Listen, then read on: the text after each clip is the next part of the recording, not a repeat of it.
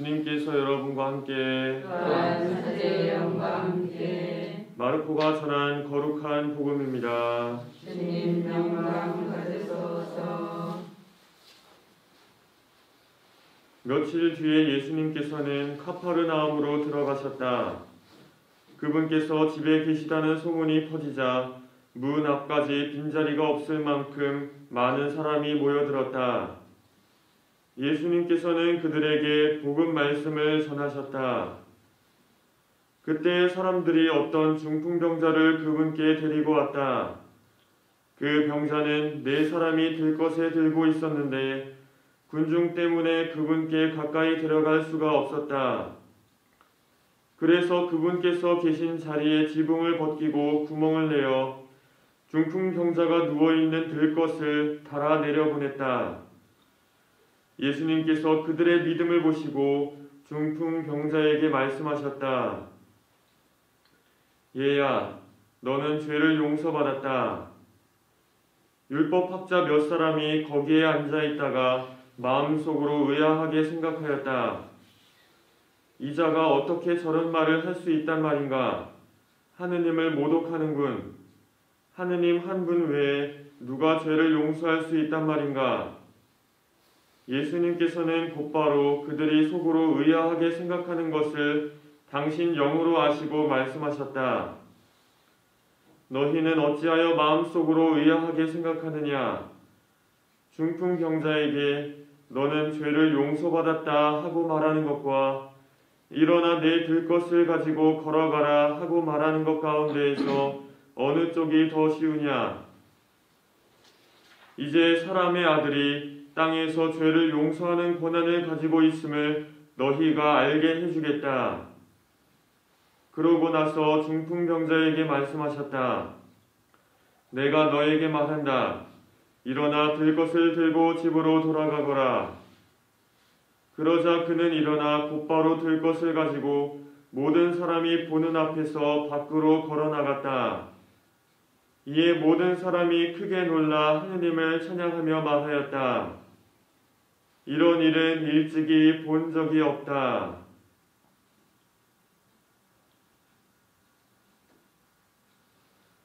주님의 말씀입니다.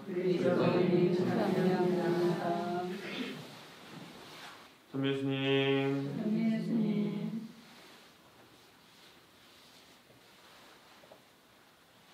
네, 예수님께서 오늘 율법학자들에게 물으십니다.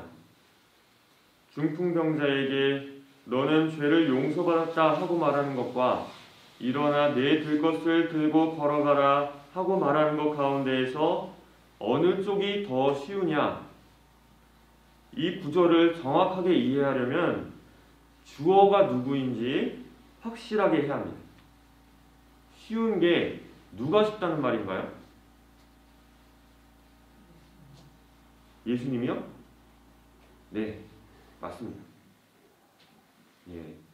일단 좀 하나씩 보면은 말하는 사람 입장에서 너는 죄를 용서받았다 하고 말하는 것과 일어나 내 들것을 가지고 걸어가라 하고 말하는 것 중에 어느 쪽이 더 쉬우냐고 물으시는 것입니다.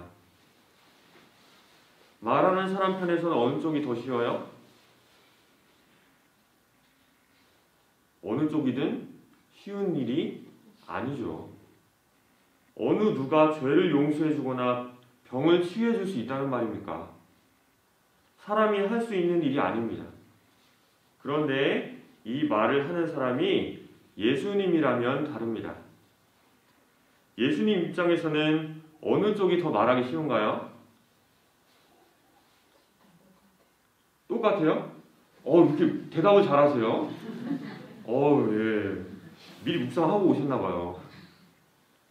예수님께는 어느 쪽도 어려울 게 없습니다. 하느님의 아드님께 무에서 유로 세상을 창조하신 분께 조금이라도 어려운 일이 어디 있겠습니까? 죄를 용서하시는 게 힘들겠어요? 병을 치유해 주시는 게 힘들겠어요? 그런데 그분께서 사람으로 오셨기 때문에 불편한 게 한 가지 있습니다. 바로 마음에 대한 부분입니다. 예수님께서 너는 죄를 용서받았다 하고 말하실 때와 일어나 내 될 것을 가지고 걸어가라 하고 말하실 때 두 가지 상황을 각각 살펴보겠습니다. 처음에 어떤 사람들이 중풍병자를 들 것에 들고 왔는데 그분 앞에 빈자리가 없을 만큼 군중으로 아주 빽빽합니다. 하지만 그들은 포기하지 않고 무너질 위험이 있는 허술한 지붕 위로 올라가는 위험을 감수하고 그 무거운 짐을 지고 올라 기어이 예수님 앞으로 들 것을 내려보냅니다. 반드시 치유될 거라는 확신이 있었기 때문에 그렇게 할 수 있었고 또 자신들을 위해서가 아니라 순전히 그 병자를 위해서 그 수고를 감수한 것입니다. 예수님께서 마음이 어떠하셨을까요? 흐뭇하셨죠. 예. 아주 기특하고 대견하셨을 거예요. 그렇게까지 믿음을 보여주었는데 어찌 예뻐 보이지 않겠습니까? 아주 기꺼운 마음으로 그들이 데려온 병자의 죄를 용서해 주십니다. 가장 중요하고 필요한 게 영원한 생명이니까 구원을 주신 것이죠.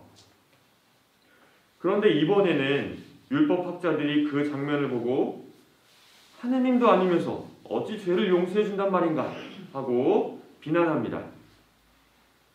그들은 그 자리에 있는 처음부터 복음을 들을 생각이 없었고 들으면서도 다 귓등으로 흘려버렸습니다. 예수님은 헐뜯을 구실만 찾으려고 자리하고 있었던 것이죠. 이거 어떻게 합니까? 당신이 아버지께 권한을 받았으니까 죄를 용서해 주신다고 말씀하신 건데 이걸 어떻게 증명해야 하겠어요? 그래서 예수님께서 마지못해 땅에서 죄를 용서하는 권한을 가지고 있음을 증명하십니다. 내가 너에게 말한다. 일어나 들 것을 들고 집으로 돌아가라. 이제 다시 한번 여쭤볼게요. 어느 쪽이 예수님께 더 쉬운 말씀이겠어요? 죄를 용서하실 때는 너무나 기껍고 쉽게 말씀하셨지만 병을 치유해 주실 때는 마음이 불편하고 내키지 않으셨을 거예요. 하지만 중요한 점은 율법 학자들의 의도와 태도가 옳지 못하였다고 해도 예수님께서는 그들에게 당신을 증명해 보이셨다는 것입니다. 왜냐하면 믿음이 약한 이들에게도 믿음을 불러일으키시기 위해서입니다.